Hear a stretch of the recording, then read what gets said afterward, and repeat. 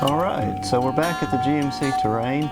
Mine has been over advanced, and the reason I know that, after driving it, we drove it about 3 trips or so, didn't have any issues, but I guess it's trying to get into a certain mode, you know, because it's variable valve timing, trying to be very efficient. And what I was getting was the P0011, which I still have. It's the intake cam position timing, and it says over advanced for bank 1. So I've got that. It gives me the red light. It's been running. I haven't been able to get back to fix this problem, but we do have the problem. So we do have that problem, and it needs to be corrected. It could, the car is starting to kind of run a little rough.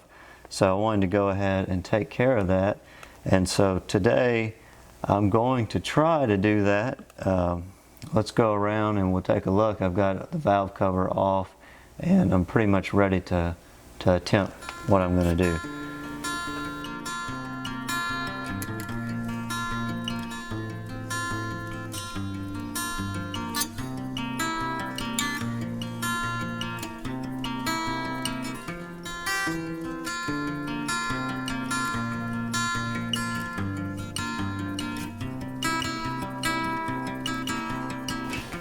Okay, so I just wanted to share a little bit of what I found out. And as I mentioned, I had the over advanced on my intake cam. And what I'm finding out is that the manual is not exactly correct for this GMC Terrain 2011.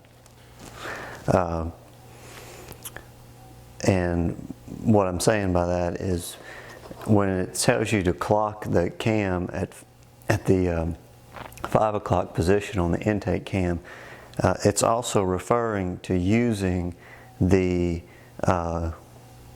key phaser, or the cam phaser, that ends with a 15, and that is cross-referenced to the Dorman part number right here. It's 917-270 is the cross-reference number. And on the key phaser, it's labeled intake.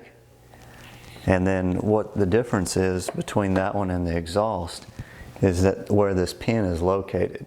So on this one, it's located so that that pin's going to go into that 5 o'clock position, and then your timing should be in the 2 o'clock position.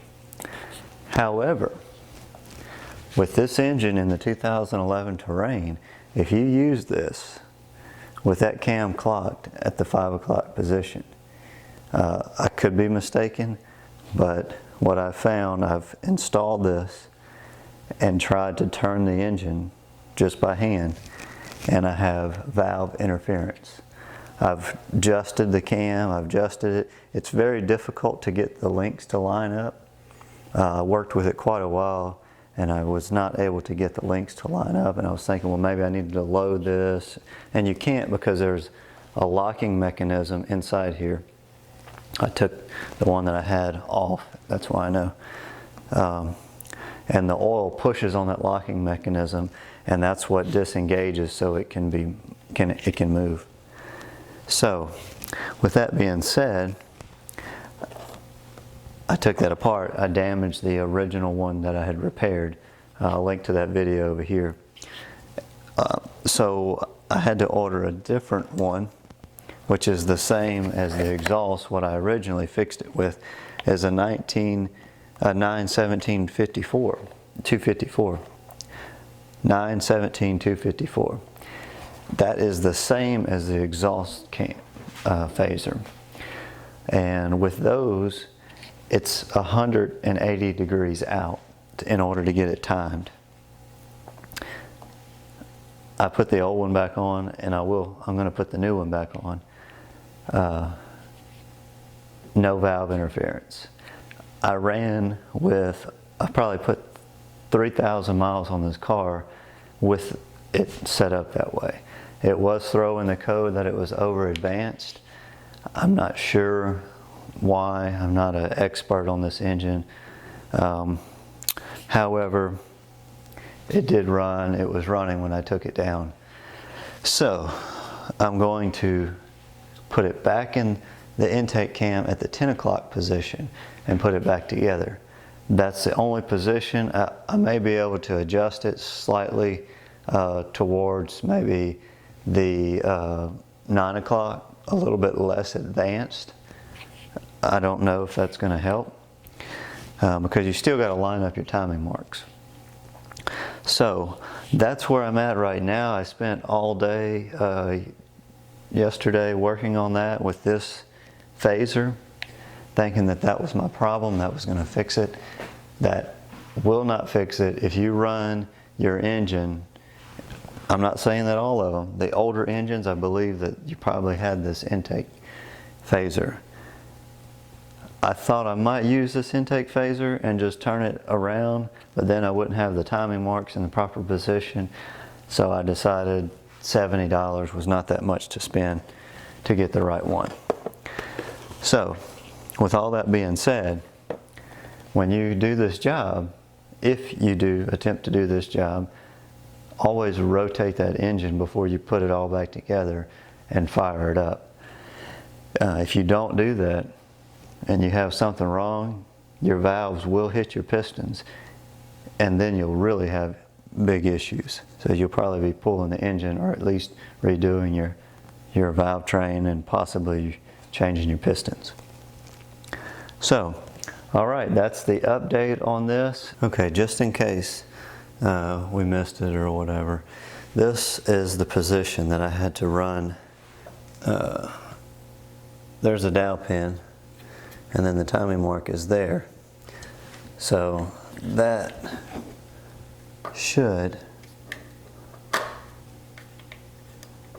fall into place right there. That puts our timing mark right there in the 2 o'clock position. Get that set up. That is the way that I had it running before. It was just showing over advanced. So I'm going to go back with it that same way. Okay, so in part of doing this job and redoing it, the tensioner that you're going to have to reset.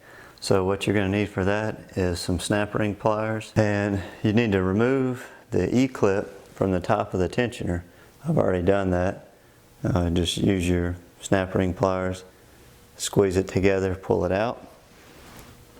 Okay, and then what's going to come out, if this is the new style, so this is what you're going to have. This piece and this piece. This piece has a spring in it. Okay, so this piece has a spring, and obviously they have special tools for this. But what I've found works, it's teeth in there, and so it kind of goes back and forth. And so what you have to do is push in and kind of work it backwards and forwards to get that to re-engage. So here's my little channel locks. What I'm going to do is grab it on the bottom side here.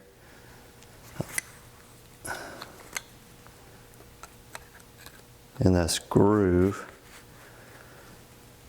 And that'll give me a stable platform. Okay, there's a little detent in there. When you get it twisted all the way around to it, it kind of latches in. And there we go, now we're re-engaged. So we're ready to install it back in and put our E-clip in place.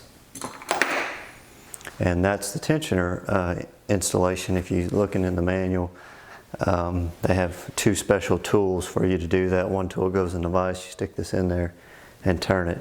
But if you don't have those tools, you can do it with a channel lock in your hand. It works. Okay, I just want to do this is just my experience. If you've got a manual, I would suggest follow it, but if it's not correct, in the case of my situation, that was not going to work, as you've seen in the video when I installed the cam actuator the way that it was before, or the way the manual said it with the actuator that was in the manual. My valves and pistons were hitting, so obviously that's not going to work. When I went back with the similar actuator that was on the exhaust, and the one on the intake and clocked it at 10 o'clock on the intake cam. It did work, and I'm not sure what I did differently. It's not showing over advanced, at least at this point. Now it did show the code that I have the video. I'll link to it up here, where the exhaust solenoid was open. So hopefully I've changed that exhaust solenoid on that video there, and hopefully I won't have any more trouble codes. But I'll let you know if we do. We'll make a video and try to get it fixed. All right, thanks for watching. Hope you enjoyed this video, and I hope this helped prevent you from having problems. But there again, I am throwing a disclaimer out there. You know, apparently there's a lot of different makes and models, and there's different intake and exhaust cams for all the different models. Equinox had a different model year range that used the 2 different cams. The GMC Terrian, it appeared that it was only the 2010, maybe earlier models that used the different intake and exhaust actuators.